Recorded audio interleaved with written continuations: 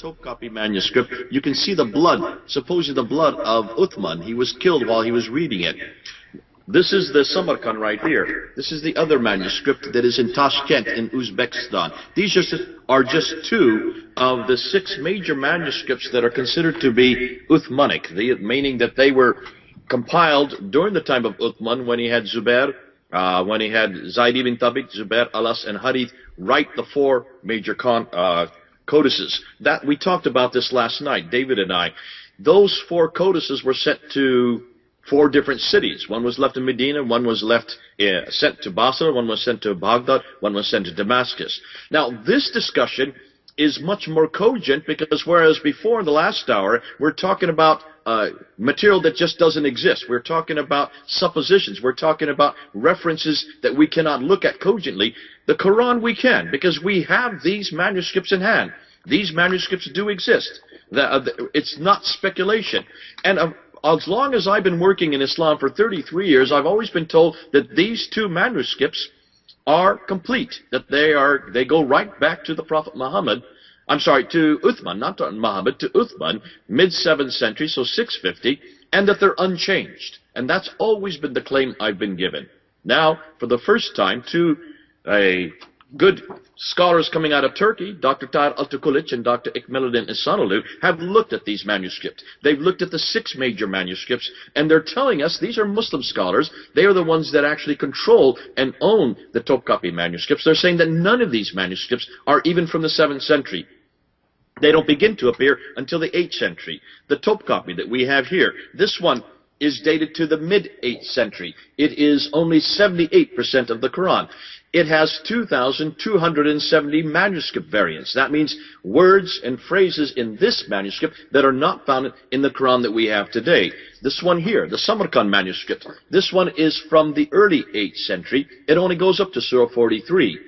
Therefore, it is not the entire Quran. It has so many errors. It has absolutely horrendous grammar that Dr. Tahir Altıkılıç says it's an embarrassment. Don't ever use this one again, he says, as a Uthmanic manuscript. I could go on. The Ma'il manuscript that we have here in the library in London, this is from the late 8th century. The Petropolitan's manuscript that we have in Paris, that is from the early 7th century. It is only 26% of the Quran. The Sana manuscript that we have in Yemen, this one here is probably the best one that we've come across. It's part of it, this side here, is dated to 705, but if you look on the other page, this is dated to almost 60 years later. That's Surah 19, there's Surah 22. What happened to Surah 20? Well, here it appears on the other page in a completely different script. We're now looking at these manuscripts. Not one of them comes from the 7th century. Not one of them comes from the time of Uthman. They are full of manuscript evidence, and they don't agree with each other. They don't even agree with the Quran that we have today.